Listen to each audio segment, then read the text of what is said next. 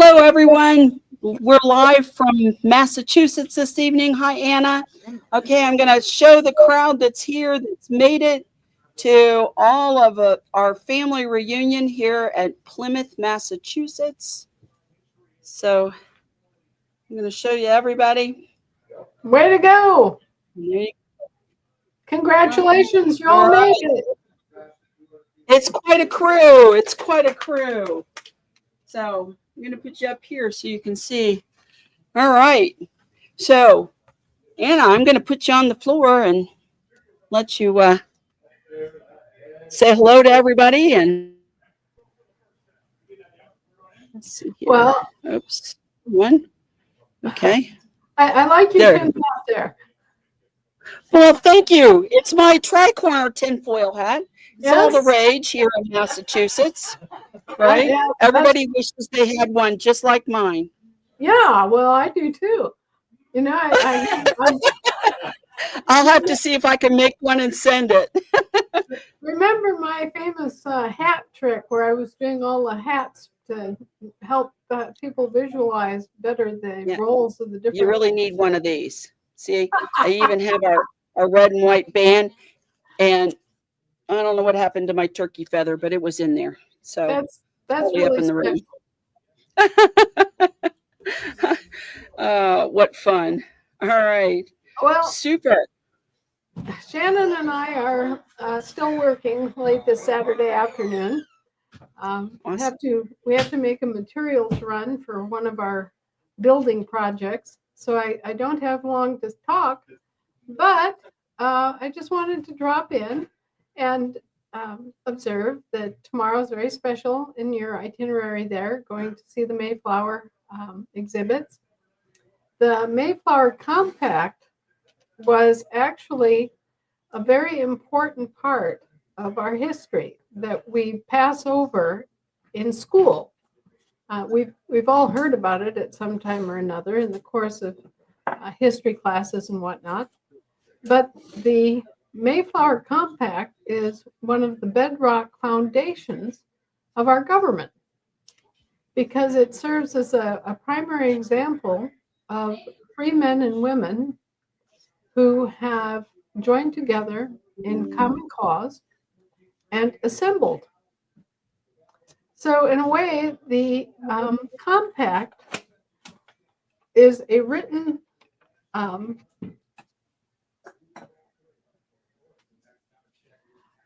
tomorrow is a special day for you, but it's a subject and it's a part of our history that is so important and that is so misunderstood. The basis of our assembly form of government rests upon the Mayflower Compact because they were facing a completely new frontier, a land without a government. And this is the form of the government that they created to govern themselves as a group.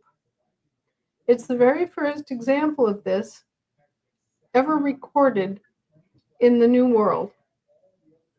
And so it's the first assembly.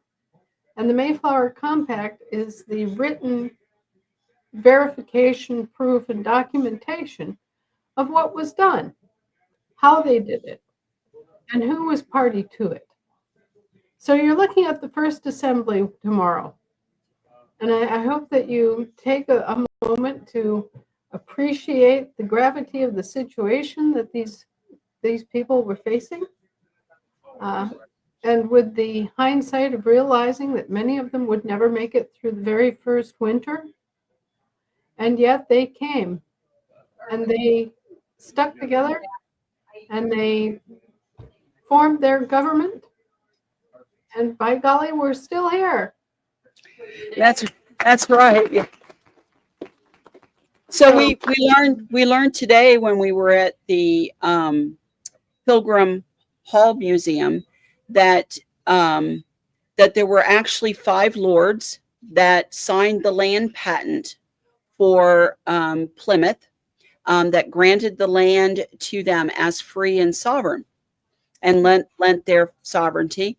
And of course, I also mentioned that very close to here is Belcherville, and they acknowledged that they knew what that meant at the museum, that was one of the free peoples that eventually settled here on Massachusetts. And so it was really wonderful to go in and really read about and go through the exhibits. We probably spent about 2.5 hours there today, going through the exhibits and things. So yeah, it was quite the nice museum, and we really enjoyed the visit. That's wonderful. So If you want more of Jim's family history, they first came ashore in Boston in 1608, and they promptly began building or extending the dock system in Boston, and they built the Old South Church in Boston and served as pastors there for 200 years. So up until the 1800s, the early 1800s, they were the pastors of Old South Church in Boston, which still exists and still is a very beautiful building and congregation. So, that's another thing that you can kind of take a walk through if you're going back and forth and are passing through Boston. You can also look it up on the internet and see just how beautiful this church still is after 400 years. yeah, Doug and I are going to be planning on doing that sometime this next week. So I'll take pictures. How's that? That'd be great. I've actually gone on a virtual tour of it, and it is a beautiful church, and you can tell how old it is. It just has the entire put together of a 400-year-old building. It has the fine paneling and the choir loft and the organ and everything that you would expect to see in Europe. And so it's a very old establishment there in Boston that was brought to you by the Belcher family. Great. We look forward to seeing that this next week. So great. Well, Anna, thank you so much for your time coming on and joining us. And I don't know how much time you really want to spend, but if you wanted to take a couple questions, we can do that. If not, we'll let you go, and we're gonna do a little question and answer here among the group and this evening, and just sit and chat. Well, I will just give one more little comment to the delegation from New Jersey, since I have them here. If you want to see some more of the work of the Belchers in this country, next time that you're visiting Princeton University, it was founded by one of our family members, and so it's another institution in the Northeast that has the family imprint all over it, even though it has since become a very liberal establishment. It was founded with the intent of providing a first-class education to people who were perhaps not as fortunate as the landed gentry. And so that's just one other little, side trip if you wanted to connect to that part of our history, which is buried in the colonial days. And I don't know if anybody has any questions. I hope you're just all out having fun and educating yourself the fun way.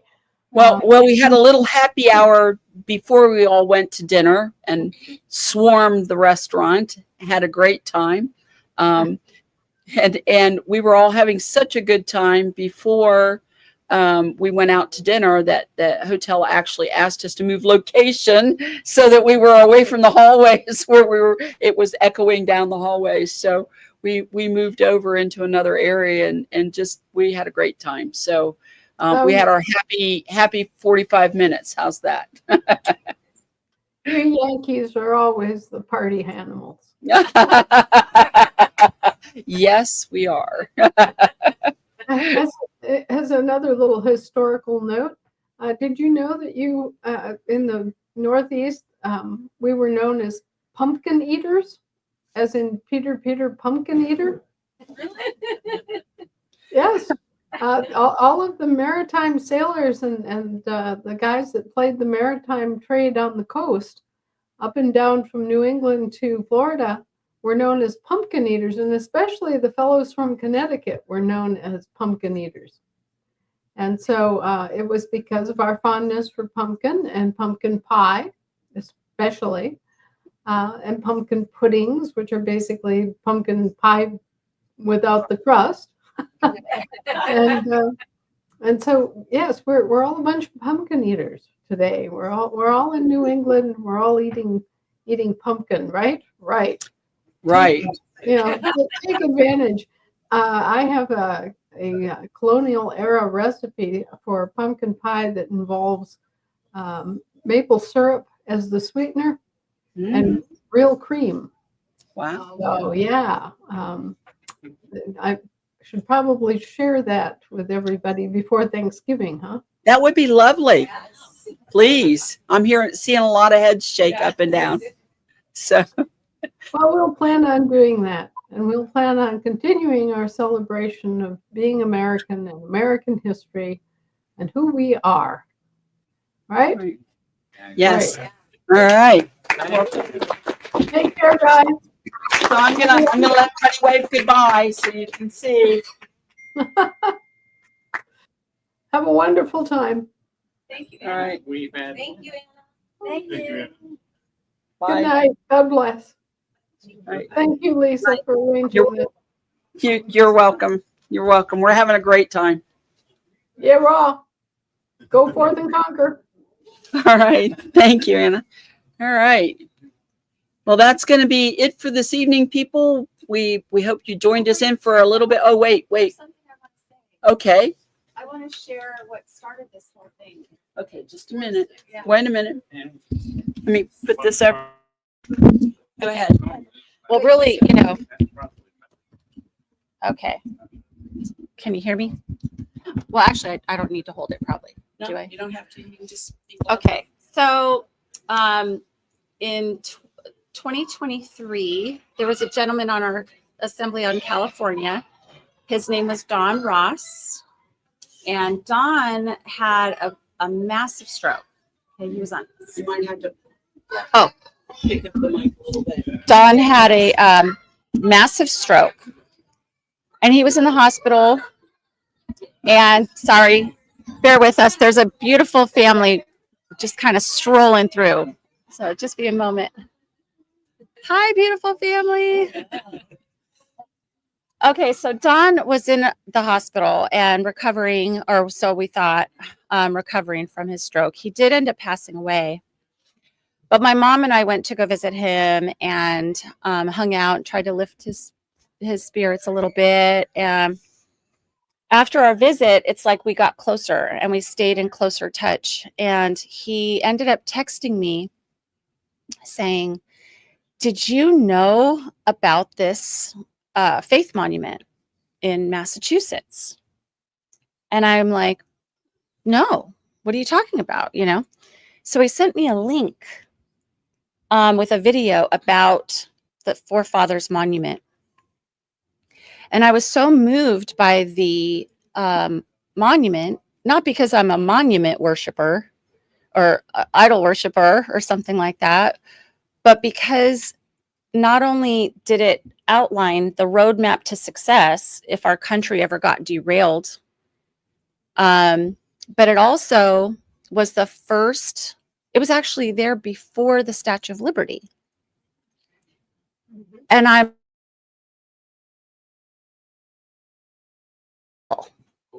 had never learned about it. And I got, it's one of those moments where like you get the chills, it's like, whoa. And there was that one coordinator call. Some of you might have even been on that call. I don't remember who was on, but it was a countrywide Thursday night call. And it was like a suggestion that we do this, get together for the anniversary. And to have all of you here for this awesome celebration and the countless hours that you put into this, Lisa, to make it more enjoyable, the food and the lanyards and letting me borrow your vest, right? So I know I'm so not prepared. But it's like a dream come true to see all of you and meet all of you here. And so I know we don't have, glasses in our hands, but I just want to give a shout out to Don Ross, who's probably looking down on this moment going, I would be there right now had I survived this horrible stroke situation. So cheers to Don Ross. Cheers to the Pilgrims who declared this possibility of a place where we could have our freedom someday. In their time, it wasn't totally that way. It was just the very beginning. It was like the idea of being free from the monarchy, right? And now all of you, every single one of you, with every action that you're doing, every conversation, every encouragement, every education, every 2 steps forward and 1 step back, right? We're the pioneers of the Reconstruction. Exactly. The Great Reconstruction. Yeah. So we grew up in the state. Yeah. We took countless field trips to Plymouth Plantation.